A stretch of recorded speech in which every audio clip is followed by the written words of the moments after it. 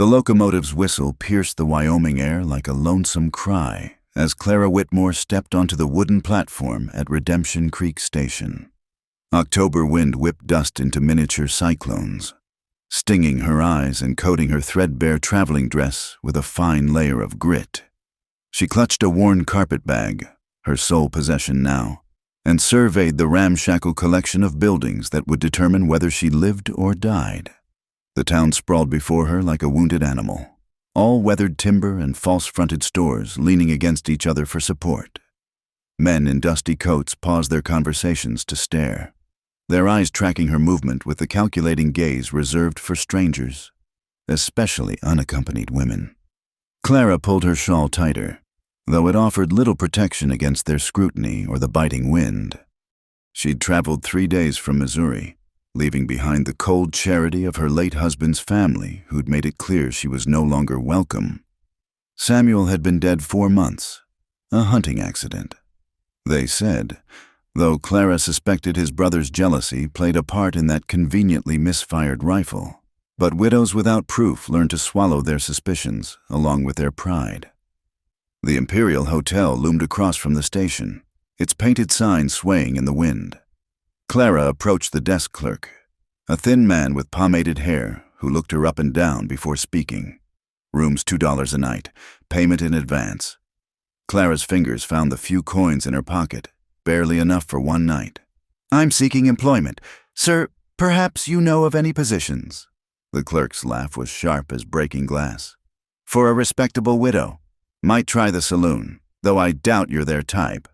His gaze lingered on her flat stomach, and Clara understood. News traveled fast, even across state lines. The barren widow of Samuel Whitmore, who couldn't give him the air he wanted. She left without another word, her boots clicking against the boardwalk as she made her way down Main Street. At Hartley's General Store, she inquired about work. The proprietor, a heavy-set man with tobacco-stained teeth, shook his head before she finished speaking. "Can't help you, ma'am. Times are tight." The millinery shop, the boarding house, even the schoolhouse, everywhere the answer was the same. By late afternoon, Clara's feet ached and her stomach cramped with hunger. She'd eaten nothing since yesterday's stale biscuit on the train. As dusk painted the sky purple and orange, Clara found herself at the edge of town, where abandoned buildings crumbled into the prairie. An old livery stable, its doors hanging askew, offered the only shelter she could afford. Free. She slipped inside, her eyes adjusting to the gloom.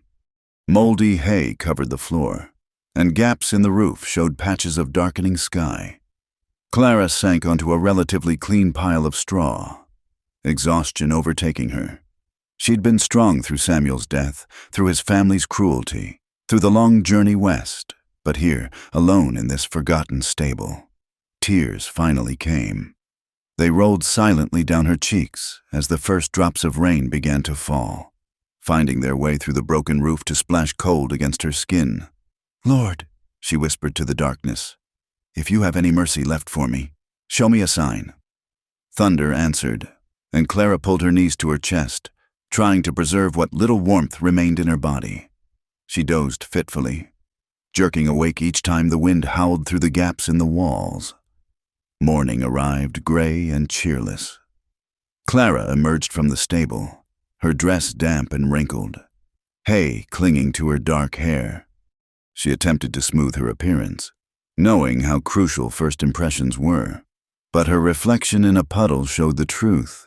She looked like what she was, a desperate woman at the end of her rope. The smell of fresh bread drew her to a small restaurant wedged between a barber shop and a land office. Through the steamy window, she watched a large woman with steel-gray hair serving breakfast to a handful of early customers. Clara's stomach clenched painfully. The bell above the door chimed as she entered. The woman, her apron identified her as Mavis, looked up with shrewd but not unkind eyes. "Sit yourself down. Honey, you look like you could use some coffee." Before Clara could protest that she couldn't pay, Mavis set a steaming cup before her along with a plate of biscuits and gravy. "Eat first. Talk after." Clara's hands shook as she lifted the fork. Pride warred with hunger, and hunger won. She ate carefully, savoring each bite, aware of Mavis watching from behind the counter. "Been in town long?" Mavis asked, refilling her cup. "Since yesterday." Clara set down her fork, preparing for the awkward matter of payment. "Ma'am, I must be honest. I cannot pay for this meal, but if you have work, any work, I'll gladly earn it." Mavis studied her for a long moment. "Husband?" "Dead. 4 months past." "Family?" "None that claim me." The older woman nodded slowly. "I recognize the look. Had it myself once, 20 years ago, before I built this place up from nothing." She wiped her hands on her apron. "I don't need help here. My niece handles what I can't. But there's a man needs a housekeeper. Pays fair. Keeps to himself. Most women won't take the job." "Why not?" "Luke Remington lives 15 miles out, alone since the cholera took his family 3 years back. Folks say grief turned him mean, but I knew him before, and mean ain't the right word. Broken, maybe. Careful, definitely, but not cruel." Clara straightened. "I'll take it." Mavis raised an eyebrow. "You haven't heard the terms. Room and board plus $2 a week. You'd cook, clean, tend the house. Nothing more expected. Nothing more offered. He made that clear when he asked me to find someone." "When do I start?" "I'll send word with the supply wagon heading out that way this afternoon. Driver can take you if you're certain." Clara met her gaze steadily. "I'm certain." The wagon ride to the Remington ranch tested every bone in Clara's body. The driver, a taciturn old man named Josiah, spoke only to point out landmarks: Skull Rock, where Indians had made their last stand; Bitter Creek, which ran dry most summers; Dead Man's Gulch, named for obvious reasons. The landscape grew increasingly desolate as they traveled. Green gave way to brown, trees thinned to scrub brush, and the mountains loomed like judgmental ancestors in the distance. Clara gripped the wagon seat as they bounced over ruts and rocks, wondering if she'd traded one form of exile for another. "That's it," Josiah finally announced, gesturing with his pipe toward a cluster of buildings nestled against a low rise. The Remington ranch squatted on the land like it had grown from the earth itself, weathered wood silvered by sun and wind. A main house with a sagging porch, barn and outbuildings scattered like afterthoughts. No flowers softened the harsh lines, no curtains warmed the windows. It looked like what it was, a place where joy had died and been buried deep. Josiah helped her down and unloaded her carpet bag. "I'll wait to see if he keeps you." They approached the house, boots crunching on dry earth. Josiah knocked, the sound echoing hollow. "Come." The voice from within was deep, rusty with disuse. Josiah pushed open the door, revealing a dim interior. Clara followed, blinking as her eyes adjusted. Luke Remington stood by a cold fireplace, his back to them, tall and lean, with shoulders that spoke of physical labor and hair the color of winter wheat. He didn't turn as they entered. "This is the woman Mavis sent," Josiah announced. "Leave her things. You can go." Josiah glanced at Clara, something like pity in his weathered face, then departed. The door closing sounded final as a coffin lid. Only then did Luke Remington turn. His face was younger than she'd expected, perhaps 35, but his eyes belonged to an old man, gray as the storm clouds gathering outside. They assessed her with detached efficiency. "You understand the arrangement?" "Yes, sir. I don't need conversation. I don't need sympathy. I need meals cooked, clothes washed, house kept. Can you do that without trying to fix what ain't your business to fix?" Clara lifted her chin. "I can." He studied her a moment longer, then nodded toward a door at the back of the main room. "Your room's through there. Kitchen's opposite. You'll find what you need. Breakfast at dawn. Dinner at dusk. I take lunch in the field, pack it and leave it on the porch. Questions?" "No, sir." "Good." He grabbed his hat from a peg and headed for the door. "I'll be in the barn." Alone.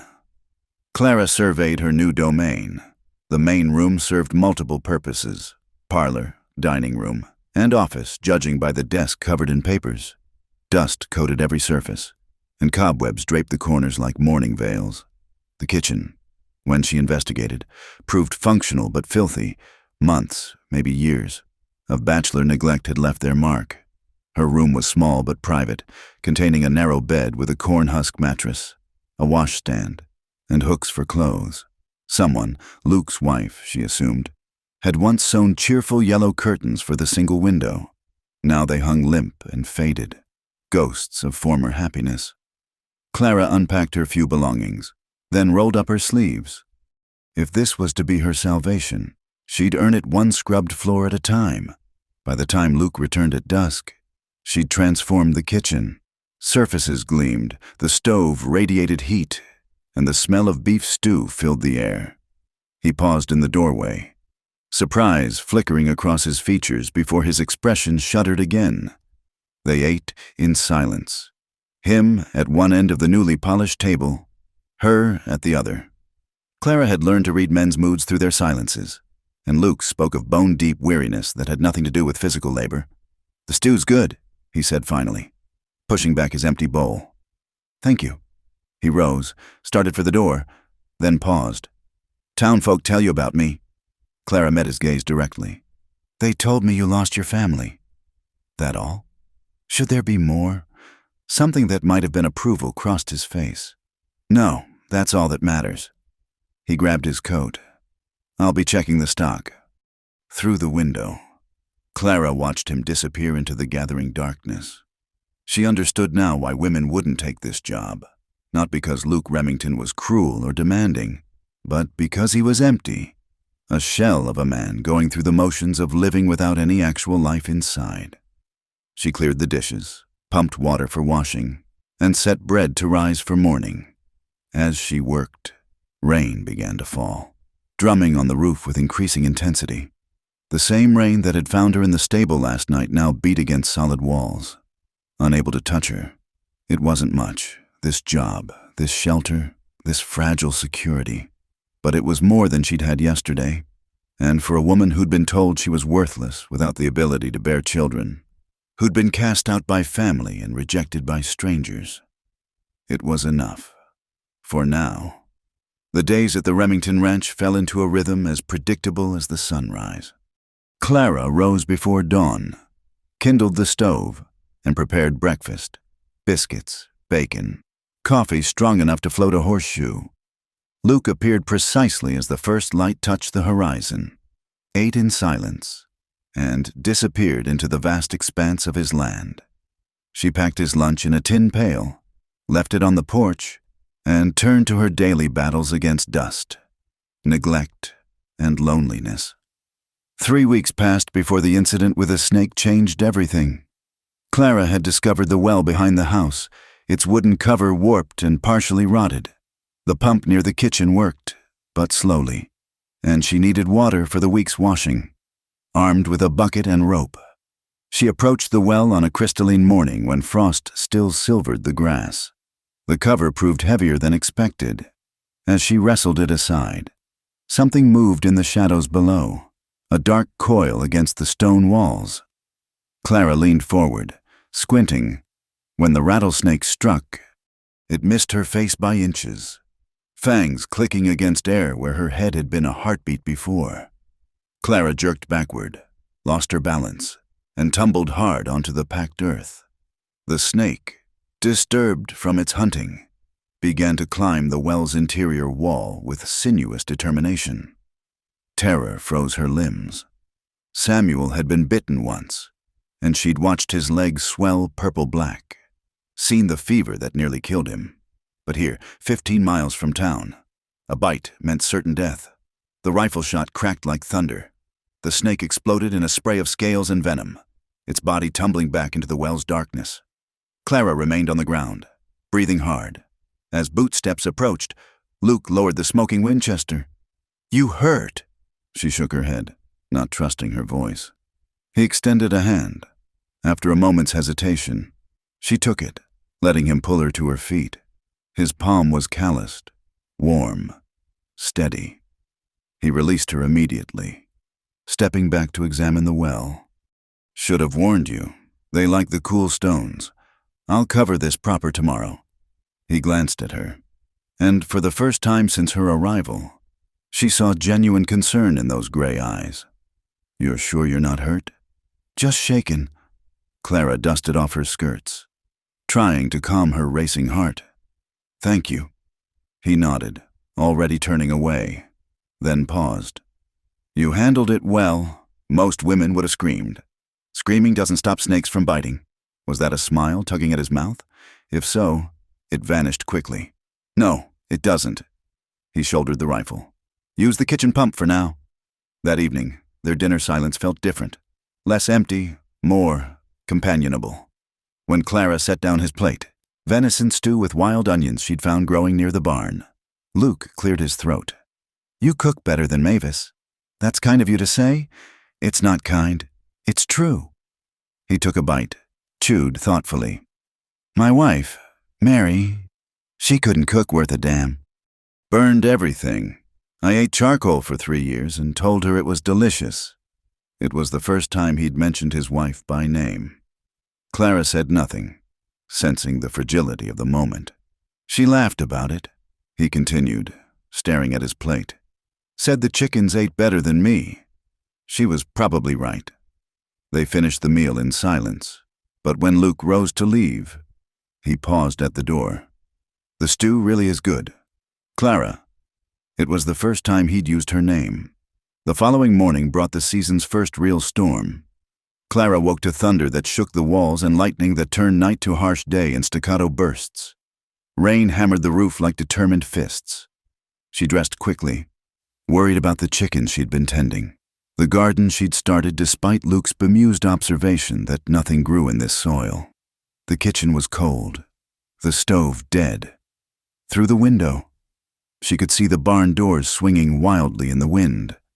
A sound from Luke's room, a cry, sharp and anguished. Then another, words she couldn't make out tangled with what sounded like sobbing.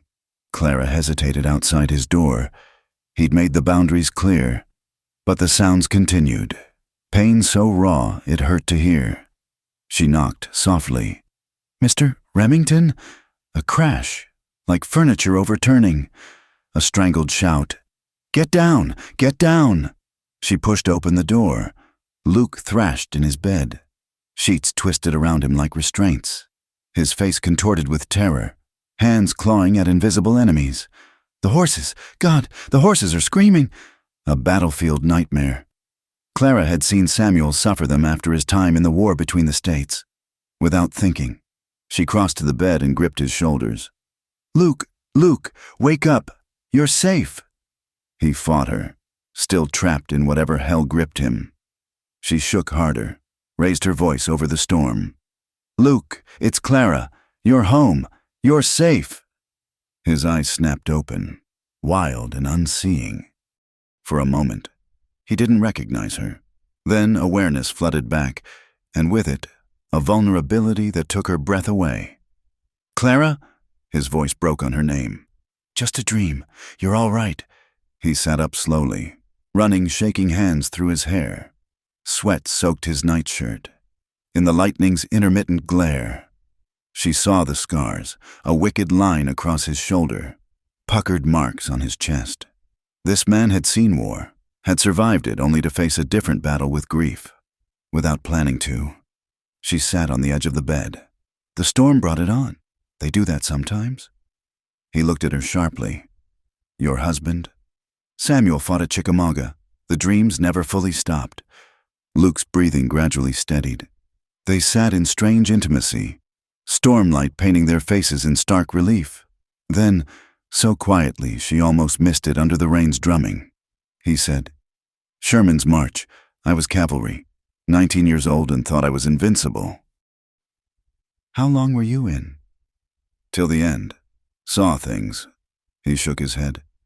"Mary helped. After the dreams. She'd sing. Couldn't carry a tune any better than she could cook, but it helped."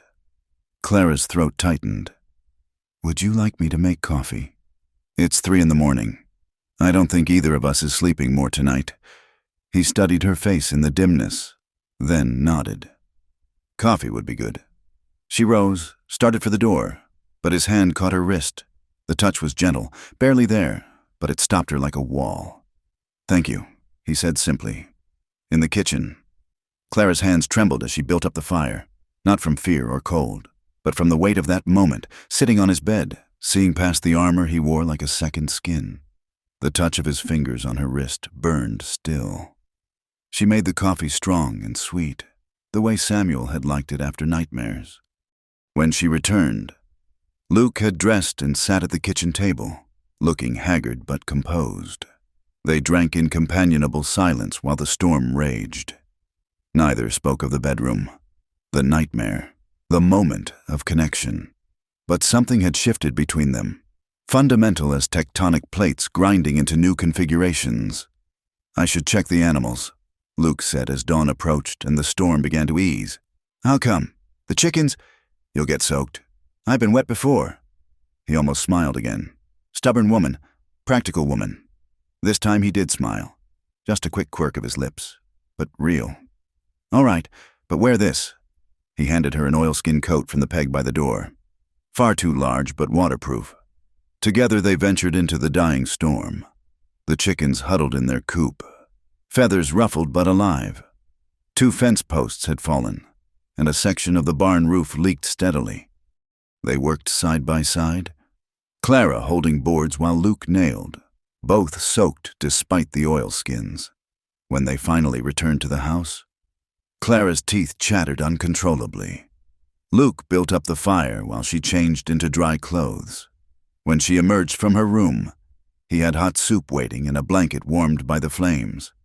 You'll catch your death, he said, wrapping the blanket around her shoulders. His hands lingered a moment, adjusting the fabric, and Clara felt that touch everywhere at once. Worth it to save those stupid chickens, she managed through chattering teeth. They are particularly stupid chickens, he agreed gravely, and Clara surprised herself by laughing. Luke's expression softened at the sound. For a moment, grief lifted from his features, and she glimpsed the man he'd been before loss carve those lines around his eyes. They spent the day repairing storm damage, comfortable in shared labor. By evening, exhaustion weighed heavy on them both. After dinner, a simple meal of beans and cornbread, Luke didn't immediately escape to the barn or his ledgers. Play cards? He asked suddenly. Clara blinked. Yes, though I only know a few games. Poker? Samuel taught me, badly. I'll go easy on you. They played 3 hands, betting with dried beans. Clara lost spectacularly each time, though she suspected Luke was letting her win a few tricks to keep it interesting. The lamplight created a golden circle around the table, holding back the darkness beyond. You're terrible at this, Luke observed, not unkindly. Samuel said I have an honest face. That's one way to put it. He dealt another hand. You show every thought clear as day, and you show nothing at all. His hand stilled on the cards. Safer that way. Maybe, but lonely. The word hung between them like a bridge waiting to be crossed. Luke's jaw tightened, and Clara thought she'd overstepped. Then he resumed dealing, voice carefully neutral. Loneliness and safety often go hand in hand. They don't have to. He met her eyes across the table, and something electric passed between them. Clara's breath caught. The moment stretched, taut as wire, until Luke looked away. It's late, he said roughly. We should... A knock at the door shattered the tension. Luke frowned. Visitors were rare, especially after dark. He opened the door to reveal Josiah, hat in hand, water streaming from his coat. Sorry to bother you, Mr. Remington, but there's been talk in town. Figured you should know. What kind of talk? Josiah's eyes flicked to Clara, then back to Luke. The improper kind, about your arrangement here. Preacher Cotton's got folks stirred up. Luke's expression hardened. Let them talk. It's more than talk. They're saying they'll come out here, have a word with the lady, suggest she might be happier elsewhere. They can suggest whatever they damn well please. This is my land. Just thought you should know. Josiah touched his hat brim to Clara. Ma'am, didn't mean no disrespect. After he left, Luke stood rigid by the door, anger radiating from every line of his body. Clara gathered the cards with steady hands, though her stomach churned. "Perhaps I should—" "No." The word came out sharp as a rifle crack. Luke turned to her, eyes blazing. "You'll not be driven off by narrow-minded gossips who have nothing better to do than judge others. I don't want to cause you trouble. The trouble's not yours. It's theirs, for thinking they have any say in how I run my household." He paced to the window, staring into the darkness. "Mary faced the same when we first married. She was too young, they said, too delicate for ranch life, too good for a broken-down soldier. They never let up until she died." Clara finished softly.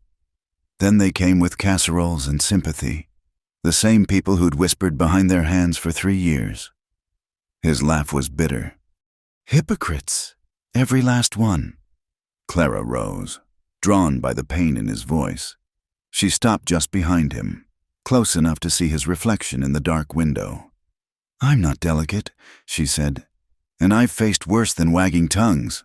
He turned, and suddenly they were standing very close in the dim kitchen. Clara could see the pulse beating in his throat, the way his hands clenched and unclenched at his sides. "Why?" he asked roughly. "Why stay? It's hard work for little pay and no company but a man who barely speaks. You could find better situations." "Could I?" Clara lifted her chin. "A barren widow with no references and no family? Where exactly would I find these better situations?" "Don't call yourself that." "Barren. It's what I am, what everyone knows I am. Samuel made sure the whole county knew whose fault it was we had no children." Luke's hand rose, almost touched her cheek, then fell. Samuel was a fool. The gentleness in his voice nearly undid her. Clara turned away, wrapping her arms around herself. "Perhaps, but fools can speak truth, even if cruelly." "Clara." Her name on his lips was almost a caress. "Any man who measured your worth by what your body could or couldn't do didn't deserve you." She faced him, tears threatening. "And what do you measure my worth by?" "Luke Remington." He was quiet so long she thought he wouldn't answer. Then, voice low and fierce, "By the way you face down rattlesnakes without screaming, by how you've brought life back to this dead house, by your soup on cold days and your stubbornness, and the way you knew exactly what I needed when the nightmares came." The tears spilled over then. Luke made a sound low in his throat and gathered her against him. Awkward at first, then sure. Clara pressed her face to his chest, breathing in leather and soap and something essentially him. His hand stroked her hair with infinite gentleness. "Stay," he whispered into the darkness above her head. "Whatever they say, whatever comes, stay." Clara nodded against his chest, unable to speak past the tightness in her throat. They stood that way for long moments, the storm-washed night peaceful around them, holding each other like survivors of a shipwreck who'd finally found shore. The morning after the storm dawned crystal clear, as if the world had been washed clean. Clara found Luke already in the barn, examining the damaged roof. Without discussion, she joined him, holding boards while he hammered, passing tools before he asked. They worked in comfortable rhythm, two people learning the shape of partnership. "Higher," Luke directed, guiding her hands to the right position on a beam. His fingers brushed hers, lingering a moment longer than necessary. Clara's pulse quickened, but she kept her focus on the work. By noon, they'd patched the worst damage. Luke wiped sweat from his brow, surveying their handiwork. "You're handier than most ranch hands I've hired." Necessity teaches quickly." "That it does." He glanced at her, something warm in his expression. "Hungry?" They ate lunch together on the porch, a simple meal of bread, cheese, and early apples from a tree Clara had discovered behind the smokehouse. The mountains stood sharp against the autumn sky, and the air carried hints of coming winter. "We'll need to repair the fence line before snow," Luke said, gesturing toward the eastern pasture. "Lost some cattle last winter when the fence failed? I could help." He studied her. "It's hard work, days in the saddle. I can ride. On a proper saddle, not some eastern side saddle." Clara's chin lifted. Samuel taught me. Said a woman who couldn't ride astride couldn't survive the frontier. First sensible thing I've heard about the man. Luke paused, then added quietly, "Would you tell me about him? Your marriage?" Clara set down her apple, considering. "Why?" "Because you know about Mary. Seems only fair." She nodded slowly. Samuel was complicated, charming when he wanted something, cold when he didn't get it. I was 17 when we married, orphaned with a small inheritance. He needed money for his business ventures. And you needed security. I thought I did. Turned out I traded one type of insecurity for another. Clara picked at a splinter in the porch rail. The first year wasn't terrible. He was attentive, even kind. Then when no children came, he blamed you. Publicly. Made sure everyone knew his disappointment. The doctors confirmed what he'd been saying. My body wasn't made for childbearing. After that, I became furniture. Less than furniture. At least he cared if a chair broke. Luke's hands clenched on his knees. No man should... But they do. Clara met his eyes steadily. Samuel never struck me, if that's what you're thinking.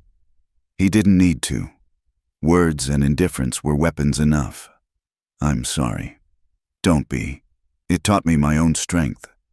When you have nothing left to lose, you discover what you're made of. Luke reached across the space between them, covering her hand with his. Steel, apparently. Pure steel. The touch sent warmth flooding through her. Clara turned her palm up, letting their fingers intertwine. They sat that way, hands linked, watching the sun track across the sky. We should check that fence line, Luke said finally, though he'd made no move to release her hand. We should, Clara agreed, equally reluctant to break the spell. Another moment passed before Luke stood, pulling her up with him. I'll saddle the horses. Clara changed into her most practical dress and the boots she'd bought with her first week's wages. When she emerged, Luke had 2 horses ready, his large bay gelding and a smaller paint mare. This is Buttercup, he said, handing her the mare's reins. Gentle as they come, but sure-footed. Buttercup? Clara stroked the horse's neck, amused. Who named her? A shadow crossed Luke's face. My daughter. She was 3. Thought every animal should have a flower name. The rooster was Daffodil. What was her name? Your daughter. Rebecca. Becky. The name came out rough, as if it hurt to say.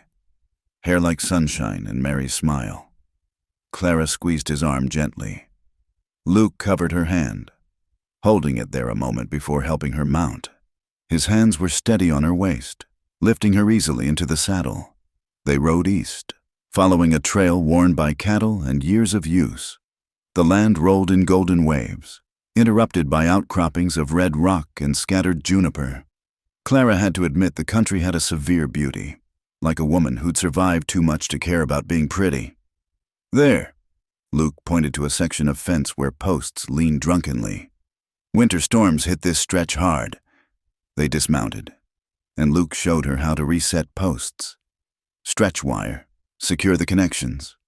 Clara's hands were soon scratched and dirty, but she found satisfaction in the work, building something solid, something that would last.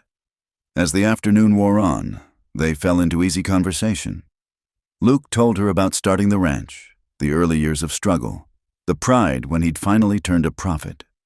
Clara shared memories of her childhood in Ohio, before fever took her parents, before the world became hard and uncertain. Why Wyoming? She asked as they paused to drink from their canteens. After the war, you could have gone anywhere. Needed space, needed quiet. After what I saw in Georgia, he shook his head. Cities felt like cages. Out here, a man can breathe. A woman, too, Clara said softly. Luke smiled, a real smile that transformed his face. A woman, too. They were riding back. The fence temporarily mended.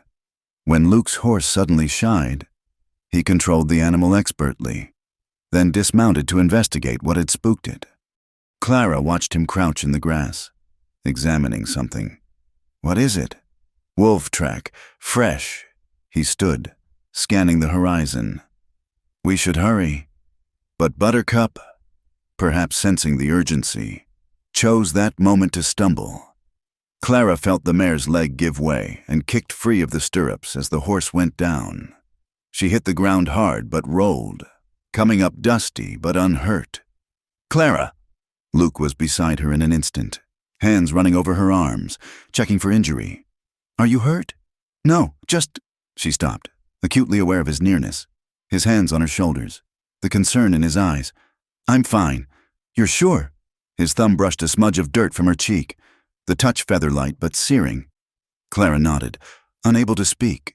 They were so close she could see flecks of green in his gray eyes, could feel the warmth radiating from his body. Time seemed to pause, the world narrowing to this moment, this breath, this heartbeat. Luke's hand cupped her face. "Clara," he said, and her name was a question, a plea, a prayer all at once. She answered by rising on her toes, closing the distance between them. Their lips met, tentative at first, then with growing certainty. Luke's arms came around her, pulling her against him, and Clara felt something crack open inside her chest. All the loneliness, the longing, the careful walls she'd built crumbling like dry earth before rain. The kiss deepened, desperate and tender by turns. Clara's hands found their way to Luke's hair, holding him close, afraid if she let go this moment would shatter like a dream upon waking. He kissed her like a drowning man finding air, like a lost soul finding home. When they finally parted, both breathing hard, Luke rested his forehead against hers. "I swore I wouldn't. I promised myself." "Don't." Clara placed her fingers over his lips. "Don't apologize for the first thing that's felt right in years." He caught her hand, pressed it flat against his chest where his heart hammered. "You don't understand. I can't lose. I can't go through that again. I'm not asking you to." Clara met his anguished gaze steadily. "I'm not Mary. Luke, I'm not offering forever or promises I can't keep. But right now, in this moment, we're both alive. Isn't that enough?" Luke studied her face as if memorizing every line. Then he kissed her again, fierce and claiming, an answer without words. When he pulled back, his expression had shifted, decision replacing doubt. "Buttercup's lame. You'll ride with me." He helped her mount his horse, then swung up behind her. His arms came around her to take the reins, and Clara leaned back against his chest, feeling safer than she had in years. They rode slowly, leading the injured mare, as the sun painted the sky in shades of rose and gold. "There'll be talk," Luke said quietly, his breath warm against her ear. "More than before. Let them talk. It won't be pleasant. Church folks have strong opinions about propriety." Clara turned her head to look at him. "Do you care what they think?" "No." His arm tightened around her waist. "But you might, once they turn their righteousness on you. I've survived worse than disapproving church ladies." Luke made a sound that might have been a laugh. "That you have." They rode in comfortable silence until the ranch came into view. As they approached, Clara noticed a figure on the porch, Mavis, settled in the rocking chair like she owned the place. "Well," the older woman said as they dismounted, "took you too long enough." Luke's expression shuddered. "Mrs. Cooper." "Don't Mrs. Cooper me, Luke Remington. I've known you since you were knee-high to a grasshopper." Mavis turned her shrewd gaze on Clara. "You all right? Honey?" "Yes, ma'am." "Good, because tomorrow's Sunday, and Preacher Cotton's planning to make an example of you both. Thought you should know." Luke's jaw tightened. "How bad?" "Bad enough. He's got half the congregation convinced there's sin under this roof. The other half just likes drama." Mavis stood, brushing off her skirts. "You could make it easier by coming to service. Face them down direct." "I haven't been to church since—" "I know when you stopped going. Boy, maybe it's time to start again." She looked between them, something knowing in her expression. "Both of you, together. Let them see there's nothing shameful happening here." After Mavis left, Luke stood rigid on the porch, staring at the darkening sky. Clara touched his arm gently. We don't have to go. Yes, we do. He turned to her, expression grim. She's right. Hiding makes us look guilty. Of what? Luke's hand covered hers. Of doing exactly what we want to do. Heat flooded Clara's cheeks, but she didn't look away. And is that such a sin? According to Preacher Cotton? Yes. Luke drew her closer, backing her against the porch rail. According to me? No, but then I stopped believing in Cotton's God the day he took my family. Luke, he silenced her with a kiss, deep and claiming. When he pulled back, they were both breathless. Tomorrow we face the lions. Tonight, he traced her jaw with one finger. Tonight, would you have dinner with me? Not as employer and housekeeper. As what? As whatever we're brave enough to be. Clara smiled, feeling reckless and alive. I'll need to change. Can't have dinner covered in trail dust. Take your time. I'll clean up too. He pressed one more kiss to her forehead. Clara, whatever happens tomorrow, I know, she said softly. I'm not going anywhere. As she prepared for dinner, Clara's hands trembled, not with fear, but with anticipation. She brushed her hair until it shone, pinched color into her cheeks, wore her best dress even though it was years out of fashion. When she emerged from her room, Luke was waiting by the fire, dressed in clean clothes, hair still damp from washing. He turned at her approach, and the look in his eyes made her breath catch. Beautiful, he said simply. They ate by candlelight, the same simple food transformed by their awareness of each other. Every glance held weight, every accidental touch sent sparks along Clara's nerves. They talked of inconsequential things, but beneath the words ran a current of possibility, of choice, of two damaged people daring to reach for something more than mere survival. When the meal ended, Luke stood and extended his hand. Dance with me. There's no music. Don't need any. He drew her into his arms, and they swayed together in the flickering light. Clara rested her head against his chest, feeling his heartbeat sure and strong beneath her cheek. I haven't danced since Mary, he murmured into her hair. I haven't danced since my wedding. Clara looked up at him. This is better. Luke's eyes darkened. He spun her gently, then pulled her back against him. Clara Whitmore, he said, voice rough with emotion. You're going to be the death of me, or the life of you, she countered. He stilled, staring down at her with wonder. Yes, he said quietly. That's exactly what you are. They danced until the candles burned low, holding each other like tomorrow might never come. And when Luke finally, reluctantly, bid her good night at her bedroom door, the kiss they shared held promises neither dared speak aloud, of healing, of hope, of hearts brave enough to risk breaking all over again. Sunday morning arrived with unseasonable warmth, as if the weather itself conspired to make their walk to church more pleasant. Clara dressed carefully in her best dress, black wool with pearl buttons, appropriately modest but well-fitted. Her hands trembled as she pinned up her hair, knowing what awaited them in town. Luke emerged from his room transformed. Gone was the rough rancher. In his place stood a gentleman in a dark suit that had clearly seen little wear in recent years. He'd shaved closely, tamed his hair with pomade, and looked uncomfortable as a wild horse in harness. You clean up well, Clara said, trying to lighten the tension. Feel like I'm wearing a noose. He tugged at his collar, then stilled as he took in her appearance. You look like a respectable widow? Like a woman worth fighting for. They hitched the wagon in silence, both aware of what lay ahead. As they drove toward town, Clara noticed Luke's hands white-knuckled on the reins. We don't have to do this, she said quietly. Yes, we do. His jaw set stubbornly. I won't have them driving you off with their gossip and judgment. We've done nothing wrong. The church came into view, a simple white structure with a bell tower reaching toward heaven like an accusing finger. Wagons and horses already crowded the yard. As Luke helped Clara down, conversation stopped. Every eye tracked their movement across the yard. Steady, Luke murmured. offering his arm. "Don't give them the satisfaction of seeing fear." Clara lifted her chin, placed her hand on his arm, and walked beside him through a gauntlet of stares and whispers.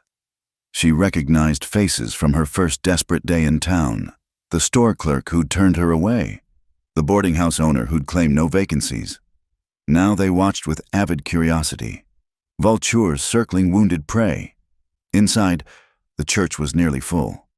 Luke led them to a pew near the back, but Preacher Cotton's voice rang out. "Brother Remington, how good to see you return to the Lord's house. Please, sit up front where you belong." It wasn't a request. Luke's muscles tensed under Clara's hand, but he guided them forward to the prominent pew that had clearly once been the Remington family's place. The whispers followed them like rustling leaves. Preacher Cotton stood at the pulpit, a thin man with the sharp features of a hungry hawk, his pale eyes fixed on Clara with unmistakable disapproval. "Let us begin with a reading from Proverbs," he intoned. Chapter 6, verses 20 through 29.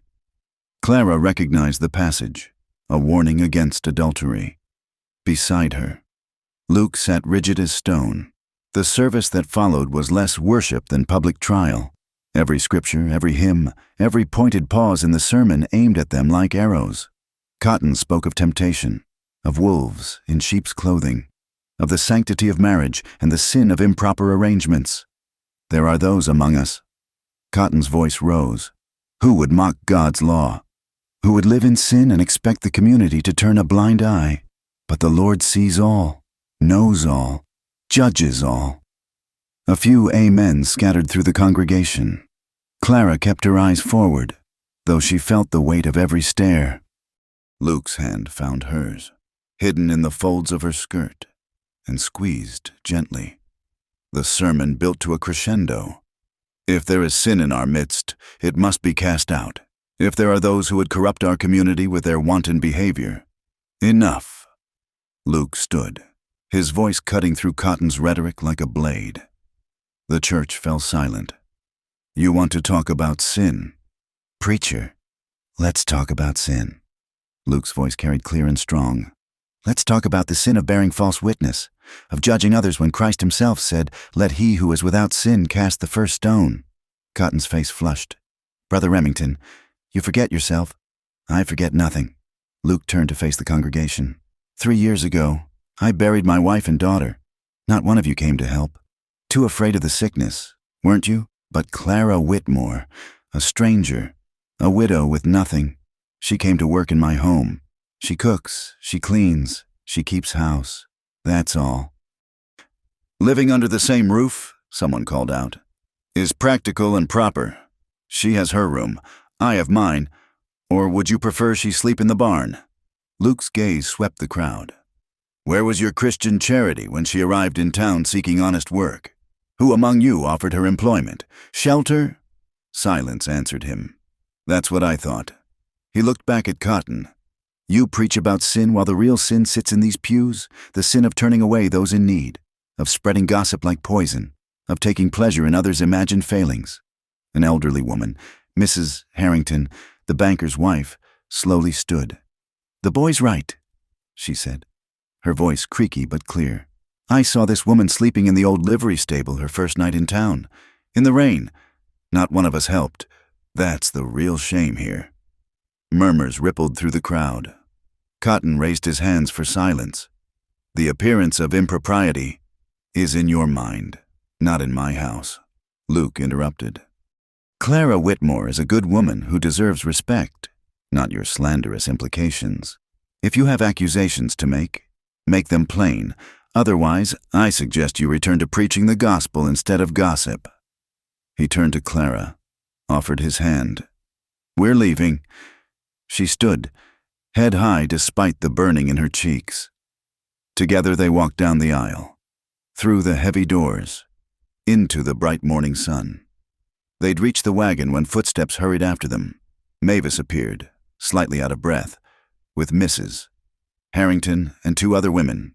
"That was well said. Luke Remington," Mrs. Harrington declared. "About time someone stood up to Cotton's fire and brimstone." "Martha's right," one of the other women added. Cottons had too much say in this town's moral compass. Some of us remember what real Christianity looks like. Mavis squeezed Clara's hand. You hold your head high. Honey, let them talk. The ones worth knowing will see the truth. As they drove away, Clara felt Luke trembling beside her, not with fear, but with the aftermath of confrontation. She placed her hand over his on the reins. Thank you, she said simply. They had no right. He bit off the words. Jaw clenched. Pull over. What? Just pull over, please. He guided the wagon to the side of the road, under a stand of cottonwoods. Clara turned to face him, taking his face in her hands. Look at me. When his eyes met hers, she saw rage and pain and something deeper. What you did in there, standing up for me, no one's ever done that before. You deserve... Listen. She stroked her thumbs along his cheekbones. I need to tell you something, and I need you to hear it, really hear it. He nodded, covering her hands with his. I am not a good woman. She felt him tense but continued. I'm not pure or innocent or any of the things you defended in there. I'm a woman who's made choices to survive, who's been called Barren so many times I believed it defined me, who came to your house desperate and would have done anything, to keep that job. Clara, but you never asked for anything except honest work. You gave me dignity when I had none left, safety when I'd forgotten what it felt like. Her voice broke. And now you've stood before the whole town and called me good. Do you know what that means to me? Luke pulled her against him, holding her as she wept into his shoulder. You are good, he said fiercely. The best thing that's come into my life since... He stopped, struggled, then continued. Since I lost everything that mattered. Clara pulled back to see his face. I matter? God help me, yes. He cupped her face, thumbs wiping away her tears. I told myself I hired you for convenience, but that was a lie. The moment you walked into my house, something in me recognized something in you. Two broken people trying to pretend we were whole. And now? Now I think maybe broken pieces can fit together, make something new.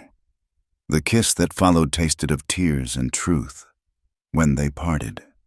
Clara saw her own wonder reflected in Luke's eyes. Take me home, she whispered. The ride back was silent but charged with awareness. Once, at the ranch, Luke unhitched the wagon while Clara went inside. She stood in the kitchen, still trembling from the morning's confrontation and revelation. When Luke entered, Clara, just her name, but waited with question. She turned to him. I meant what I said. I'm not asking for promises you can't make, but I'm also not ashamed of what I feel for you. Luke crossed the room in 3 strides, backing her against the kitchen table. What do you feel? Like I can breathe again. She placed her hand over his heart. Like I've been sleepwalking through life and suddenly woke up. Like maybe the world isn't done with us yet. I thought I was done with feeling, Luke admitted, his forehead touching hers. Thought I'd buried my heart with Mary and Rebecca. But you... He laughed shakily. You brought spring to my winter, and I don't know whether to be grateful or terrified. Be both, Clara suggested. I am. They stood there, breathing the same air, balanced on the edge of something irreversible. Then Luke stepped back, jaw tight with control.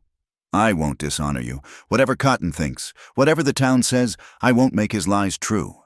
And if I don't feel dishonored, if I feel more honored by your restraint than I ever did by my husband's rights, Luke groaned, pressing his palms against the table on either side of her. You're testing my resolve, woman. Maybe your resolve needs testing. Clara traced a finger down his chest, feeling him shudder. Maybe we've both been strong for too long. Clara. Her name was prayer and plea combined. I'm not Mary, she said softly. And you're not Samuel. We're not those people anymore. We're who we've become, 2 survivors who found each other in the wilderness. Isn't that worth celebrating? Luke's control snapped. He kissed her with desperate hunger, lifting her onto the table, standing between her knees. Clara wrapped her arms around his neck, pouring all her loneliness, gratitude, and growing love into her response. The world outside, Cotton's condemnation, the town's gossip, tomorrow's uncertainties, faded until nothing existed but this connection, this choice, this moment of two people choosing life over mere existence. When they parted, both breathing hard, Luke rested his forehead against hers. "Stay with me, not just as my housekeeper, as my... whatever you're willing to be." "I'm already yours," Clara admitted. "Have been since you killed that snake. Maybe before. The town can hang. We'll face them together." Luke laughed, the first real, full laugh she'd heard from him. "Together," he agreed, and sealed the promise with another kiss. That evening, as they prepared dinner side by side, no longer employer and employee, but something deeper, Clara felt the last of her old life fall away. She'd come to Wyoming with nothing but desperation. She'd found work, yes, but also purpose, safety, but also challenge. And in Luke Remington, she'd found not just shelter from the storm, but someone who saw her truly, not as the barren widow or fallen woman, but simply as Clara. "No regrets?" Luke asked as they sat down to eat. "None," Clara said firmly. "You?" "Only that it took so long to wake up." He raised his coffee cup in a toast. "To new beginnings. To broken pieces making something whole." Clara countered. They drank to that. Two souls no longer alone in the wilderness, writing a new story on the blank pages of their lives. A story of redemption, courage, and the dangerous, beautiful risk of learning to love again. The nausea came with November's first frost. Subtle at first, a queasiness when she fried bacon, a dizzy spell while hanging laundry. Clara dismissed it as the changing weather, or perhaps something she'd eaten. But when the morning sickness persisted into the second week, an impossible suspicion began to take root. She kept her concerns hidden, going about her daily routines with careful normalcy.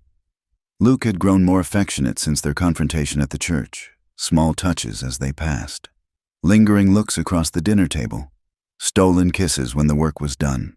They'd settled into a domestic rhythm that felt like marriage in all but name. "You're pale," Luke observed one morning as Clara pushed eggs around her plate. "Coming down with something?" "Just tired. The winter preparations are keeping me busy." He studied her with those perceptive gray eyes, but didn't press. They'd learned to read each other's silences, to respect the spaces that still needed tending. By the third week, Clara couldn't deny the signs any longer. Her monthly courses, always regular as clockwork, hadn't come. Her breasts felt tender, and certain smells that had never bothered her now turned her stomach. But it was impossible. The doctors in Missouri had been clear. Her womb was tilted, hostile to seed. 5 years of marriage had proven their diagnosis, yet her body whispered otherwise. On a cold Tuesday morning, while Luke tended the cattle, Clara hitched Buttercup, now recovered from her lameness, and rode to town. She pulled her coat high and her hat low, hoping to avoid notice. The fewer people who saw her visiting Dr. Holcomb, the better.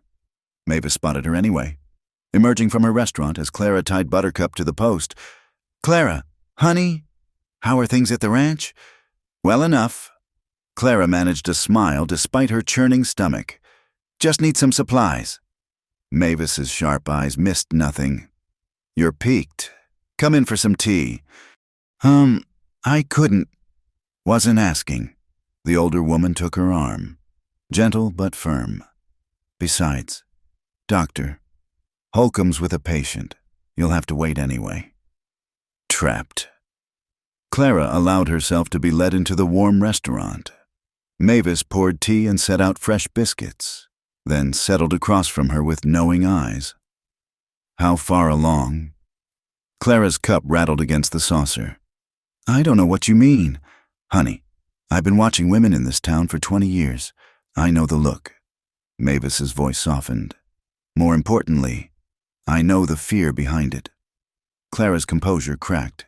"It's not possible. The doctors said I can't have children. My husband made sure everyone knew it. Doctors have been wrong before, and bodies have a way of surprising us when we least expect it." Mavis reached across the table, covering Clara's trembling hand. "Have you told Luke?" "I'm not even certain myself. It could be nothing. False hope is crueler than no hope at all. Or it could be exactly what you both need." They sat in silence until Dr. Holcomb's patient emerged, Mrs. Fletcher, who gave Clara a disapproving sniff before departing. Mavis squeezed her hand. "Whatever the doctor says, you've got friends here. Remember that." Dr. Holcomb was a small, neat man with kind eyes behind wire spectacles. He listened to Clara's symptoms without judgment, then conducted his examination with professional detachment. "Mrs. Whitmore," he said finally, washing his hands in the basin. "I'd say you're approximately 2 months along." The world tilted. Clara gripped the examination table. That's impossible. I was told I've been practicing medicine for 30 years, and I've seen plenty of impossible babies." He smiled gently. "The female body is remarkably resilient. Sometimes a change of circumstances, reduction in stress, or simply finding the right partner can make all the difference." "You're certain?" "As certain as one can be at this stage. You're showing all the typical signs. I'd expect the child in early summer, perhaps June." Clara dressed in a daze, barely hearing his instructions about rest and nutrition. A baby, Luke's baby, after years of being called barren, worthless, broken. Life grew within her. The ride home passed in a blur of joy and terror. How would Luke react? They'd never discussed children, both too wounded by their losses to dare imagine such a future. Would he see this as a blessing or a burden, a miracle or a mockery of what he'd lost? She found him in the barn, mending harnesses. He looked up with a smile that faltered when he saw her face. "What's wrong?" Clara dismounted slowly, legs unsteady. "I need to tell you something." Luke set aside the leather, giving her his full attention. "You're scaring me." "I went to town to see Dr. Holcomb." His face paled. "Are you ill?" "No, not ill." Clara took a deep breath, forcing the words past the knot in her throat. "Luke, I'm carrying a child." The silence stretched between them like a chasm. Luke stood frozen, emotions flickering across his face too quickly to read. Shock, disbelief, something that might have been hope or fear. "A child," he repeated, voice hollow. "I know what the doctors in Missouri said. I know it seems impossible. But Dr. Holcomb confirmed." Clara's voice broke. "I understand if this changes things. If you want me to leave." "Leave?" The word cracked like a whip. Luke crossed to her in 2 strides, gripping her shoulders. "Why would I want you to leave? Because this isn't what you bargained for. Because you've already lost." She couldn't finish, seeing the raw pain in his eyes. "Clara." He cupped her face with shaking hands. "Are you certain?" "Dr. Holcomb says 2 months. The baby would come in summer." A sound escaped Luke, half sob, half laugh. Then he was on his knees, arms wrapped around her waist, face pressed against her still flat stomach. His shoulders shook with silent weeping. "Luke, I never thought—" His voice came muffled against her dress. "After Mary and Rebecca, I never thought I'd—" He looked up, tears streaming unashamed down his face. "A baby. Our baby." "You're not angry?" "Angry?" He rose, pulling her against him. "Clara, you've given me back my life. Now you're giving me a future I'd stopped believing in. How could I be anything but grateful?" They clung to each other in the dusty barn, crying and laughing by turns. When Luke finally pulled back, his eyes held wonder. "But you said the doctors were wrong." Clara managed a watery smile. "Mavis says bodies surprise us sometimes. Maybe I just needed the right partner." Luke kissed her then, deep and reverent. "We should marry, properly. I won't have our child born under a cloud of gossip." "Is that the only reason?" "No." He framed her face with his hands. "I should have asked weeks ago. Fear held me back, fear of losing again, of tempting fate. But this baby, it's a sign, isn't it? That we're meant to try again, To be a family. Yes, Clara whispered. Yes, to all of it. They were married 3 days later in Mavis's restaurant, with her and Doc Holcomb as witnesses. Luke had ridden to the county seat for the license, returning with a simple gold band that had belonged to his grandmother. It's not much, he apologized as they stood before the justice of the peace. It's perfect, Clara assured him, meaning it. The ceremony was brief but heartfelt. When the justice pronounced them man and wife, Luke kissed her with a tenderness that brought tears to Mavis's eyes. About time, the older woman declared, producing a cake she'd somehow managed to bake without their knowledge. This town needs more love stories and fewer fire and brimstone sermons. News of their marriage and Clara's condition spread through Redemption Creek like wildfire. Reactions ranged from genuine joy, Mavis and her allies, to scandalized whispers, Cotton's congregation, to reluctant acceptance, those who recognized a fait accompli when they saw one. Luke faced it all with protective ferocity. When Calvin Morrison suggested Clara had trapped him, Luke's response left the man nursing a black eye and a new understanding of boundaries. When the church ladies tutted about the hasty wedding, Luke reminded them that Mary had been 3 months along when they'd married. And hadn't they all thought that romantic at the time? You can't fight the whole town, Clara told him one evening as she treated his scraped knuckles, evidence of another discussion about her honor. Watch me. He winced as she applied iodine. They have no right to speak ill of you, of us, of our child. Our child. Clara placed his hand on her stomach, still flat but carrying their miracle. Let that be enough. Let them talk. We know the truth. Luke's expression softened. How did you get so wise? Hard lessons. She leaned into his embrace, but worth it to end up here. Winter settled over Wyoming with its usual ferocity, but inside the Remington house, warmth bloomed. Luke threw himself into preparations, repairing the small room that would be the nursery, crafting a cradle with the same attention he'd once given to his daughters. But this time, joy rather than grief guided his hands. Clara watched him work, her own hands busy with tiny clothes and blankets. Sometimes fear crept in. What if she lost the baby? What if the doctors had been partially right, and her body couldn't carry to term? But then the child would flutter inside her, butterfly wings of promise, and hope won again. I want to name him after your father if it's a boy, Luke said one snowy evening as they sat by the fire. Henry's a good name, Clara agreed. And if it's a girl? Luke was quiet for a long moment. Not Rebecca. That's hers alone. But maybe Rose, for new beginnings. Rose Remington. Clara tested the name. I like it. They talked of the future, expanding the house, teaching their child to ride, the legacy they'd build together. The shadows of their pasts didn't disappear, but they softened, became bearable in the light of shared hope. On Christmas Eve, as snow fell soft outside and the baby turned somersaults within her, Clara stood at the window watching Luke tend the animals. Her husband, still a wonder to say, moved through the familiar tasks with new purpose in every gesture. Your papa's a good man, she told her belly. Broken in places, like your mama, but good all the way through. We're going to love you so fierce you'll never doubt you're welcome in this world. Luke came in stamping snow from his boots, cheeks red with cold.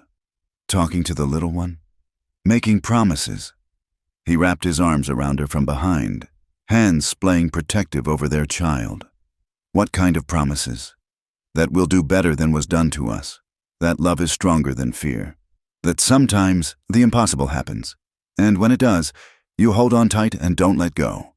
Luke turned her in his arms, kissing her with all the reverence of a man who'd been given a second chance at everything. Merry Christmas, Mrs. Remington. Merry Christmas, Mr. Remington. Outside, the snow continued to fall, blanketing the harsh landscape in pristine white. But inside, warmed by fire and love and the promise growing between them, two people who'd thought themselves beyond redemption celebrated the miracle of finding each other. and the new life that proved hope could bloom even in the most barren ground. News of Clara's pregnancy spread through Redemption Creek like wildfire in dry grass. By New Year's Day, everyone from the banker to the blacksmith knew that the barren widow had somehow conceived. The impossibility of it all only fueled the gossip mills. "Devil's work," Preacher Cotton proclaimed from his pulpit the first Sunday of 1885. "When God closes a womb, man should not presume to open it." But for every voice raised in suspicion, another spoke in Clara's defense. Mrs. Harrington organized a quilting bee, pointedly inviting Clara as the guest of honor. Dr. Holcomb shut down whispers of impropriety with medical facts about misdiagnosed infertility. Even taciturn Josiah defended the Remingtons when bar talk turned ugly. Clara bore it all with growing equanimity, one hand often resting on her expanding middle. Let them talk. She carried proof of miracles under her heart. The real trial came in February, when Cotton arrived at the ranch with a delegation of church elders. Luke was in the north pasture, leaving Clara alone when the knock came. She opened the door to find 6 stern-faced men on her porch. Cotton stood at their head like an avenging angel, black coat flapping in the bitter wind. Mrs. Remington. He managed to make her married name sound like an accusation. "We've come to discuss your situation. Then you'd best come in before you freeze." Clara stepped aside. Chin high despite her racing heart, they filed into her clean kitchen, looking uncomfortable in the domestic space. Cotton remained standing while the others reluctantly took seats. "We've been patient," Cotton began without preamble, "hoping you would see the error of your ways and seek redemption. But your continued presence in our community, flaunting your condition—" "My pregnancy, you mean?" Clara interrupted calmly. "The child my husband and I created within the bonds of holy matrimony?" Elder Morrison shifted uncomfortably. "The timing suggests otherwise. The timing suggests God works in his own ways." Clara met each man's gaze steadily. "I was told I could never bear children. Yet here I am, carrying life. If that's not providence, what is? Witchcraft." Cotton spat. "You bewitched Luke Remington in his grief, used dark arts to conceive." The door slammed open. Luke stood framed against the winter light, rifle in hand, face dark with fury. "Get out. Brother Remington, we came in Christian concern." "Get out!" Luke's voice dropped to a dangerous whisper. "Before I forget my Christian charity." The elders scrambled for the door, but Cotton stood his ground. "You're blinded by lust. Luke, she's corrupted you, turned you from God." Luke crossed the room in 2 strides, backing Cotton against the wall. "My wife is the best thing that's happened to me since I buried my family. She brought light back to this house, hope back to my life, and now she's giving me a child when I thought I'd never hold one again." His voice broke slightly. "If that's corruption, I'll take it over your brand of righteousness. When that child is born wrong, marked by sin." Luke's fist connected with Cotton's jaw, sending the preacher sprawling. The other elders gasped, reaching for their fallen leader. "The next man who speaks ill of my wife or child won't get back up." Luke growled. "Now get off my land before I forget thou shalt not kill." They fled. Cotton supported between 2 elders, blood streaming from his nose. Luke slammed the door behind them, then sagged against it, breathing hard. "Luke!" He crossed to Clara, falling to his knees and wrapping his arms around her thickened waist. "Did they hurt you? Say anything?" "Nothing I haven't heard before." She stroked his hair soothingly. "You didn't have to hit him." "Yes, I did." He looked up fiercely. "Nobody threatens my family. Nobody." Clara's heart swelled. Family. They were truly that now. The confrontation marked a turning point. Cotton's faction intensified their campaign, but so did Clara's defenders. The town split between those who saw God's hand in Clara's pregnancy and those who saw something more sinister. Through it all, Clara grew. By March, her condition was unmistakable, belly rounding under her modified dresses. The baby moved constantly, particularly when Luke spoke, as if recognizing its father's voice. "Active little thing," Luke murmured one night, hands spread over Clara's stomach.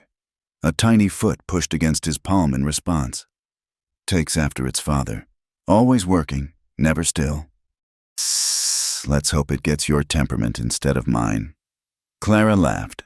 Heaven help us if it gets your stubbornness and my pride.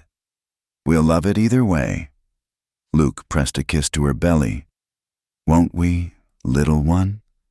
But as spring arrived with its usual fickleness, warm one day, snowing the next, Clara began experiencing pains that worried her.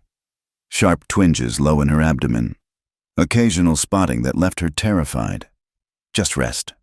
Doctor, Holcomb advised during one of his visits. Some women have difficult pregnancies. The important thing is keeping calm. Easier said than done when half the town predicted divine punishment for her supposed sins. Clara took to her bed on doctor's orders, chafing at the inactivity but willing to do anything to protect her child. Luke hovered, trying to manage the ranch while caring for her. Dark circles appeared under his eyes as he split his time between necessary work and Clara's bedside. You'll wear yourself out. Clara fretted as he brought her another cup of tea. I'm fine. Luke, I said I'm fine. His voice came out sharper than intended. He sighed, sitting on the bed's edge. I'm sorry, I can't lose you. Either of you. Clara took his hand, feeling the calluses and new cuts from working too fast, too carelessly. You won't. We're fighters, remember? Your child and I both. He managed a wan smile. Strongest woman I know. Then trust me to know my own body. The pain's easing. Baby's still moving. We're going to be fine. That night, as if to prove her wrong, Clara woke to wetness between her legs. In the lamplight, blood stained the sheets. Not much, but enough to terrify. Luke! Her cry brought him running from his chair by the fire. He took one look and went white. I'll get the doctor.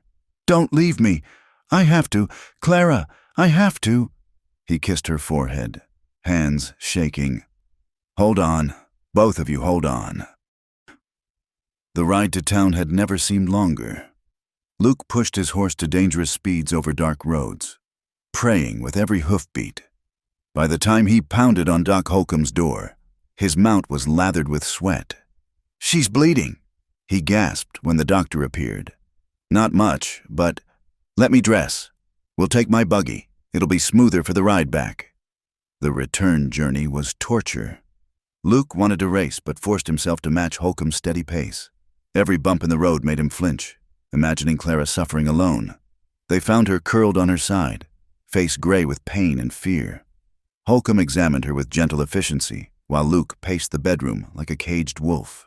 The baby? Still moving, heartbeat strong. Holcomb washed his hands, expression grave but not hopeless.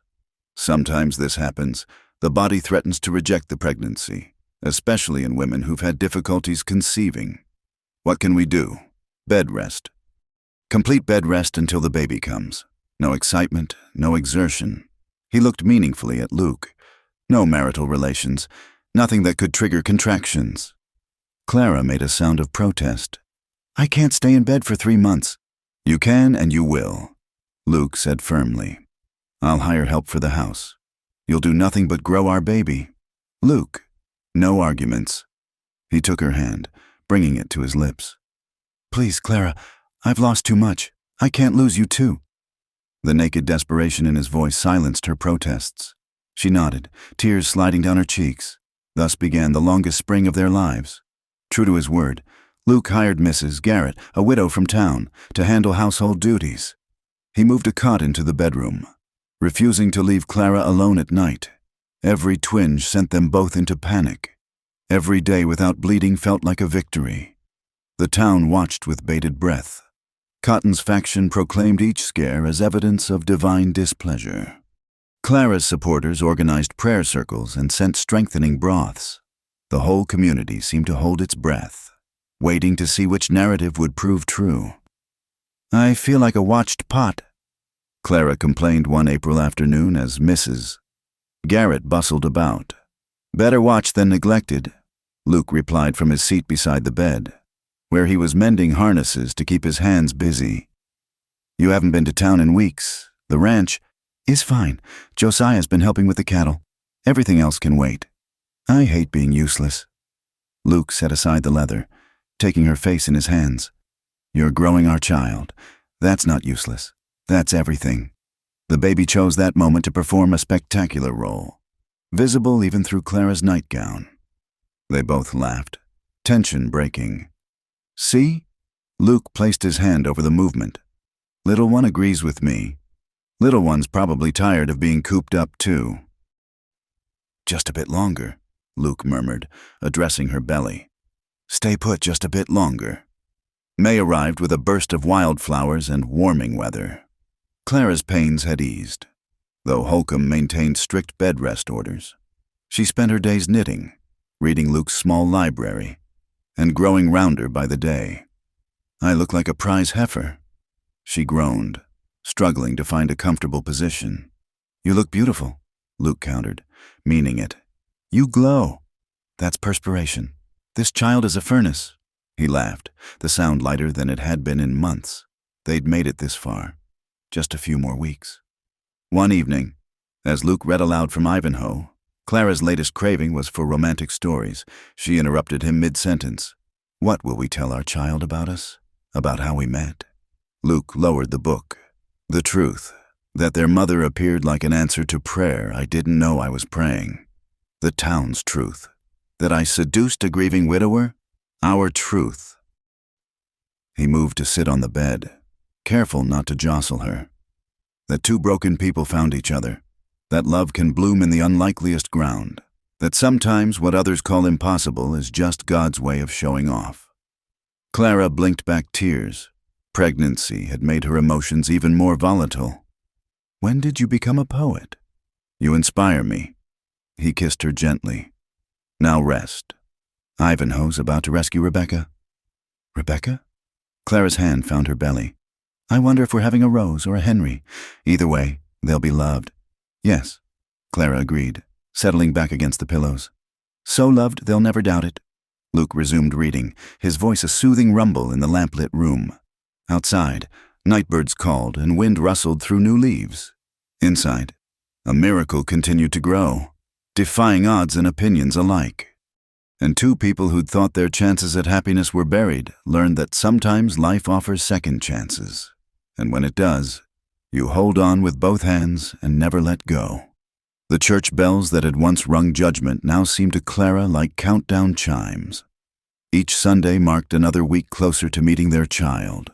Cotton still preached his poison, but his congregation had dwindled. Love, it seemed, was more attractive than condemnation. Just a little longer, Clara whispered to her belly as the baby performed nightly acrobatics. Then you can meet the world, and oh, what a welcome we have waiting for you. The decision to leave came on a sweltering June morning when Clara could no longer hide her discomfort. Doctor.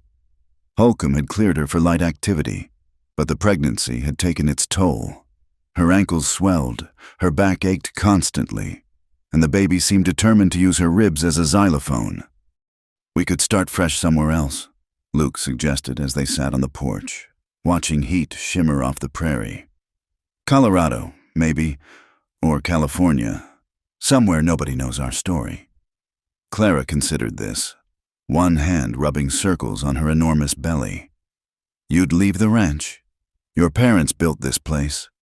My parents are gone, Mary and Rebecca are gone, but you're here, our baby's coming. That's what matters now. The idea had been growing in him for weeks. She realized. Every sneer in town, every whispered speculation about their child's paternity or Clara's past had carved deeper lines around his eyes. He was tired of fighting their battles. The ranch is profitable, he continued. We could sell, take the money, and buy something bigger elsewhere. Make a real fresh start. What about Mavis? Mrs. Harrington? The people who've stood by us? We'll write, visit maybe. Luke took her hand. But Clara, I want our child to grow up somewhere they're just another kid. Not the miracle baby or the witch's spawn or whatever else this town decides to call them. Clara understood. She felt the weight of watching eyes every time she ventured to town. Even supporters treated her pregnancy like a sideshow curiosity. Their child deserved better. All right, she said finally. After the baby comes. After I'm strong enough to travel. Luke's face lit with relief. Really? Really, though. She shifted uncomfortably. I'm not sure I'll make it to Colorado. This little one seems eager to arrive, as if in agreement. Her stomach tightened in what had become a familiar sensation. Braxton Hicks contractions, Doc Holcomb called them, practice runs for the real thing, but they'd been coming more frequently lately. Maybe we should stay closer to town these last weeks, Luke suggested. Mavis has that room above the restaurant. No, Clara's voice came out sharper than intended. I want our baby born here, in our home, not hiding in town like we're ashamed. I just want you safe. I know. She softened, touching his cheek. But we've come this far. Let's see it through. 3 days later. Clara understood the price of her stubbornness. She woke before dawn to wetness flooding between her legs. Not blood this time, but clear fluid that could only mean one thing. Luke! She shook his shoulder. My water's broken. He jackknifed upright, instantly alert. Now, but it's early. Tell that to the baby. She gasped as the first real contraction hit. Different from the practice pains, deeper, more purposeful. You need to get Dr. Holcomb. I can't leave you. You have to. Another contraction stole her breath. They were coming fast, too fast. Luke, go! He dressed frantically, hands shaking as he pulled on boots. I'll send Mrs. Garrett to sit with you, then ride for the doctor. Hurry! But they'd waited too long to move closer to town. And June's weather had other plans. Luke had barely reached the barn when the sky opened in a torrential downpour. Thunder crashed overhead as he saddled his fastest horse. The ride to town normally took 40 minutes, in the storm, with roads quickly turning to mud. It stretched to over an hour. Luke pushed his mount as hard as he dared, rain blinding him, terror driving him forward. By the time he pounded on Holcomb's door, he was soaked through and wild-eyed. The baby's coming, he shouted over the storm. Holcomb took one look at the weather and shook his head. My buggy won't make it through this mud. We'll have to ride. They saddled the doctor's horse while his wife gathered medical supplies into saddlebags. The return journey was a nightmare of sliding horses and washing roads. Twice they had to dismount and lead the animals through water rushing across the path. Meanwhile, at the ranch, Clara labored with only Mrs. Garrett for company. The older woman was competent, but not trained for childbirth complications. The pains are too close, Clara gasped between contractions. Something's wrong. Baby's just eager. Mrs. Garrett soothed, though worry creased her face. Doctor will be here soon. But soon stretched into hours. Clara tried to be strong, but fear crept in with each contraction. What if the baby came before help arrived? What if her body, after fighting so hard to conceive, couldn't deliver safely? Please, she whispered to the child rolling within her. Wait for your papa. Wait for the doctor. The baby had other plans. I can see the head. Mrs. Garrett announced, face pale but determined. You need to push with the next pain. Not without Luke. No choice. Honey, baby's coming now. Clara gripped the headboard and bore down, screaming Luke's name. The storm swallowed her cries, but she pushed anyway, driven by instinct older than fear. Luke heard her screams as they finally approached the ranch. He leaped from his horse before it fully stopped, crashing through the door just as another cry rent the air. Clara! He burst into the bedroom to find his wife red-faced and straining. Mrs. Garrett positioned to catch the emerging baby. Luke! Clara's hand shot out, grasping for him. You made it. I'm here. I'm here. He dropped beside the bed, letting her crush his fingers. Doc's right behind me. Holcomb appeared moments later, taking in the scene with professional calm. Good timing. One more push. Clara. She bore down with everything she had left. Luke's presence giving her strength, the baby slipped free in a rush of fluid and blood, immediately wailing its displeasure at the bright world. It's a girl, Holcomb announced, quickly clearing the baby's airways. Small, but perfect. Clara sobbed as the doctor placed the squalling infant on her chest. Tiny fists waved in the air, dark hair plastered to a perfectly round head. She was beautiful and miraculous and impossibly real. "Rose," Luke whispered, tears streaming down his face. "Our Rose." The baby's cries quieted as Clara held her close, instinct guiding her to offer her breast. Rose latched immediately, making small, contented sounds. "She's strong," Holcomb said. "Cleaning up with Mrs. Garrett's help. Good lungs, good color, early, but not dangerously so. But the pregnancy, all the problems, were your body figuring out how to do something it was told was impossible." The doctor smiled. "She's perfect, Clara. You both did perfect." Luke hadn't stopped crying, one finger stroking Rose's impossibly soft cheek. "She's so small. She'll grow." Clara looked up at her husband, seeing wonder replace the fear that had lived in his eyes for months. "We all will." The storm passed as quickly as it had come, leaving crystal clear skies and washed air.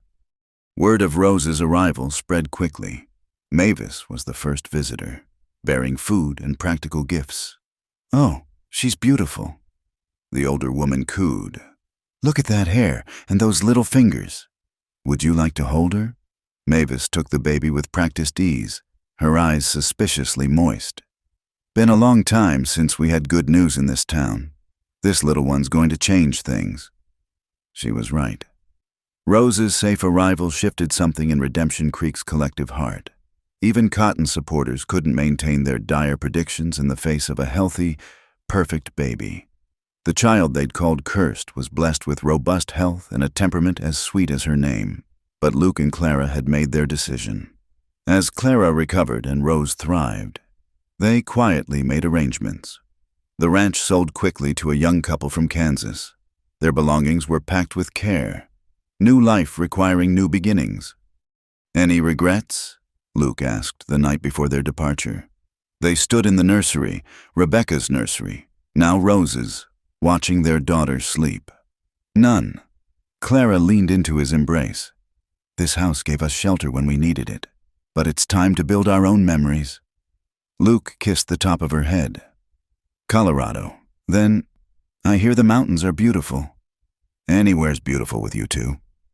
Their last day in Redemption Creek brought unexpected farewells. Mrs. Harrington pressed traveling money into Clara's hands. Josiah gruffly promised to forward any mail. Even some of Cotton's congregation came to wish them well, perhaps relieved to see Temptation leaving town. Cotton himself stayed away, but his wife appeared at the last moment with a knitted blanket for Rose. "For the journey," she said quietly. "May God go with you." It was as close to an apology as they'd get, and Clara accepted it graciously. The hardest goodbye was Mavis, who held Rose one last time while dispensing advice. "You write me, here? Tell me how this little angel grows. Every month." Clara promised. "You saved me, Mavis. I won't forget." "You saved yourself, honey. I just pointed the way." They embraced, two women who understood survival. Then Luke helped Clara and Rose into the wagon. Their possessions followed in a second wagon driven by hired hands. It wasn't much to show for years of life, but it was theirs. As they drove away, Clara didn't look back. The woman who'd stepped off the train 9 months ago, desperate, alone, convinced she was worthless, was gone. In her place sat a wife, a mother, a woman who'd learned her own worth had nothing to do with what others thought possible. "What are you thinking?" Luke asked as Redemption Creek disappeared behind them. "About miracles," Clara said, adjusting Rose's blanket as the baby slept peacefully. "How they come disguised as ordinary things. A job. A snake, a storm, a man too hurt to hope and a woman too broken to dream. And now we're whole. Different than before. Scarred in places, but whole." She smiled at her husband. "And heading toward whatever comes next." Luke reached over to squeeze her hand, their wedding rings catching the light. Ahead, the mountains rose purple and promising. Behind, the past grew smaller with each turn of the wheels, and between them, Rose slept on, unaware she was the living proof that sometimes the impossible was just God's way of showing what love could do. They stopped that first night at a way station, where the proprietor's wife fussed over Rose and gave them the best room, as Clara nursed their daughter by lamplight. Luke pulled out a worn journal. "What's that?" "Started it the day you arrived," he admitted. "Thought I might want to remember." "Read me something." Luke flipped pages, then began. October 15th. New housekeeper arrived today. Clara Whitmore. Something about her. He paused, glancing up. I couldn't write the rest then. Too afraid to admit I felt alive for the first time in 3 years. And now I want Rose to know her story. All of it. The pain that brought us together. The town that tried to tear us apart. The love that wouldn't be denied. He closed the journal. Think she'll understand? She'll understand that her parents chose each other against all odds. Clara shifted Rose to her shoulder, patting the tiny back. That we chose hope over fear. That we chose her, even when we weren't sure she was possible. The impossible baby, Luke murmured, touching Rose's dark hair. Our possible everything, Clara corrected. They sat together in the lamp-lit room, their daughter safe between them, their future spreading wide as the Colorado sky. Tomorrow would bring new challenges, new towns, new chances to build the life they'd almost been too afraid to want. But tonight, they were simply a family, bound by choice and miracle in equal measure. Proof that sometimes the most barren ground yields the most beautiful flowers. The Colorado frontier welcomed them with vast skies and air so clear it made Clara's eyes water. They'd been traveling for 2 weeks, stopping in small towns and camping under stars that seemed close enough to touch. Rose proved to be an excellent traveler, content to nurse and sleep as the wagon rolled steadily westward. There, Luke pointed ahead to where the land rose in gentle swells toward distant peaks. Silver Creek, that's our new home. The town sprawled larger than Redemption Creek, with proper storefronts and even a small school. Mining had brought prosperity here, though Luke had no intention of seeking fortune underground. He'd purchased a ranch site unseen, trusting the land agent's description and his own instincts. It's perfect, Clara breathed, taking in the bustling main street. People moved with purpose here, too busy building their own futures to worry much about their neighbors' pasts. The ranch sat 5 miles outside town, nestled in a valley where a creek ran clear and cold from mountain snowmelt. The house was smaller than their Wyoming home, but newer, with glass windows and a proper wood floor. Best of all, it came with no ghosts. Welcome home, Luke said, lifting Clara down from the wagon while she held Rose. Both of you. They spent the first week setting up house and learning the rhythms of their new land. The soil was different here, the weather patterns unfamiliar, but Luke adapted with the resilience of a man given a second chance. Clara made the house theirs with small touches, curtains sewn from fabric bought in town, wildflowers in mason jars, Rose's cradle placed where morning light would find it. Their nearest neighbors, the Hendersons, arrived on their 3rd Sunday with their apple pie and genuine smiles. Margaret Henderson, a motherly woman with grown children, immediately took to Rose. Been too long since we had a baby nearby, she said, expertly soothing Rose when she fussed. You'll have to bring her by often. My husband Thomas doesn't admit it, but he misses having little ones around. You don't want to know our story first? Clara asked. Testing. Margaret waved a dismissive hand. Honey, half the people in Colorado are running from something or towards something. What matters is who you are now, not who you were then. It was exactly what they needed to hear. As summer deepened, they found their place in the community. Luke's experience with cattle served him well, and soon other ranchers sought his advice. Clara, no longer bedridden or desperate, discovered she had a talent for preserving food that had neighbors trading for her jams and pickled vegetables. Rose grew like a wildflower, dark hair curling around a face that daily became more animated. She smiled at 6 weeks, laughed at 3 months, and had Luke wrapped around her tiny finger from the moment she first gripped his thumb. She's got your stubbornness. Luke said one evening as Rose fought sleep with determined wakefulness. "And your charm," Clara countered, watching their daughter finally succumb to exhaustion. "Lord help us when she's older." They sat on their new porch, watching sunset paint the mountains purple and gold. The house felt truly theirs now, filled with the sounds of family life. Rose's babbling, Clara's humming, Luke's deeper laughter that came easier these days. "I want to show you something," Luke said suddenly, pulling a letter from his pocket. "This came today." Clara recognized Mavis's handwriting and eagerly unfolded the pages. The older woman wrote with characteristic directness, updating them on Redemption Creek's doings. But it was the final paragraph that made Clara gasp. "Thought you should know. Preacher Cotton left town last month. Seems his fire and brimstone finally burned too hot. The new preacher's a young man with radical ideas about forgiveness and second chances. He's been asking about you two, wanting your address to write and apologize for how the church treated you. I haven't given it yet, waiting for your permission. Sometimes the past needs to stay buried, but sometimes it needs healing. Your choice." Clara looked at Luke. "What do you think?"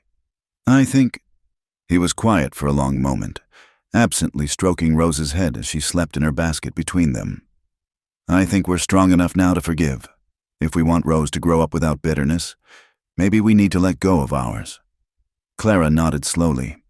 "Tell Mavis to give him our address, but make it clear, we're not coming back. That chapter's closed." Speaking of chapters, Luke stood, offering his hand. "Dance with me, Mrs. Remington. Always, Mr. Remington." They swayed together in the dying light. No music but the evening birds and the whisper of wind through aspens. Clara thought of another dance, in another house. When they were different people carrying different wounds, those people still lived inside them, but softer now, edges worn smooth by love and time. "Papa, Mama." The voice was high and sweet, calling from the doorway. Clara turned to see Rose, now walking, now talking, now 3 years old, rubbing sleep from her eyes. "Bad dream, sweetheart." Luke scooped her up, settling her against his shoulder. "The horses were running away," Rose mumbled into his shirt. "All running and running." "Just a dream," Clara soothed, stroking her daughter's back. "The horses are safe in the barn." "Can we see?" They walked to the barn together. Rose perched on Luke's shoulders, small hands tangled in his hair. Inside, the horses dozed peacefully, occasionally swishing tails at flies. Rose reached out to pat her favorite, a gentle mare named Buttercup the Second in honor of the original. "See," Luke said. "All safe." "Tell the story," Rose demanded with the imperialism of the very young. "About the first Buttercup." It had become their favorite bedtime tale, how Mama and Papa met, carefully edited for young ears. Clara told it as they walked back to the house. About a brave woman who needed work and kind man who needed help. About a horse with a flower name and a snake that brought them together. "And then what?" Rose asked, though she knew the answer. "And then they fell in love," Luke said, catching Clara's eye over their daughter's head. "And they had the most beautiful, wonderful, impossible little girl in the whole world." "Me," Rose crowed with delight. "The possible girl." "That's right," Clara laughed. "Our possible everything." They tucked Rose back into her bed, now in her own room painted yellow like sunshine. As she drifted off, clutching the worn stuffed rabbit Mavis had sent for her first birthday, Luke and Clara stood watching her. "Do you ever think about what might have been?" Luke asked quietly. "If you'd never come to Wyoming? If I'd never hired you?" "Sometimes," Clara admitted. "But then I look at this, at her, at us, at the life we've built, and I can't imagine any other path leading here. Even the hard parts, especially the hard parts, they made us who we are." She leaned into his embrace. "That desperate widow who got off the train in Redemption Creek. I'm grateful to her. She was brave enough to begin. And the broken rancher who hired her, he was brave enough to hope." Clara turned in his arms, reaching up to touch his face. "Look at us now. Luke, look what we've become." They stood in the doorway of their daughter's room, watching her sleep in perfect peace. Outside, coyotes called to the stars and wind sang through the valley. Their ranch was smaller than the Wyoming spread, their house more modest. But it was theirs in a way the other never was, built on choice rather than inheritance, hope rather than habit. A week later, a letter arrived from the new minister in Redemption Creek. His apology was sincere, his words carefully chosen. He spoke of Cotton's departure, of a congregation trying to heal, of sermons now focused on love rather than judgment. "I've heard your story from many sources," he wrote, "how you found each other in grief and built something beautiful from ashes. If that's not God's work, I don't know what is. Should you ever return to visit, you'd find yourselves welcome in our church and our hearts." Clara read it aloud while Luke worked leather at the table and Rose played with blocks at their feet. When she finished, Luke looked up. "How does that make you feel?" "Vindicated," Clara said after consideration. "But also past it, like reading about people I used to know." "We could visit, show them how wrong they were." Clara shook her head. "We have nothing to prove." "Not anymore." Luke smiled, the expression transforming his weathered features. "When did you get so wise?" "About the time I realized being called Barren didn't make me worthless. That being widowed didn't mean my story was over. That sometimes the impossible is just God's way of preparing us for miracles." Rose chose that moment to knock over her tower with a delighted shriek. "Fall down! All fall down!" "And sometimes," Clara added, scooping up their giggling daughter, "the best things in life come from everything falling down first." That autumn, as the aspens turned gold and the air grew crisp with coming winter, the Remington Ranch hosted its first harvest gathering. Neighbors came from miles around, bringing food and music and children for Rose to play with. The house rang with laughter and the yard filled with dancing. Clara stood in her kitchen, surrounded by neighbor women who'd become friends, watching through the window as Luke taught Rose to two-step.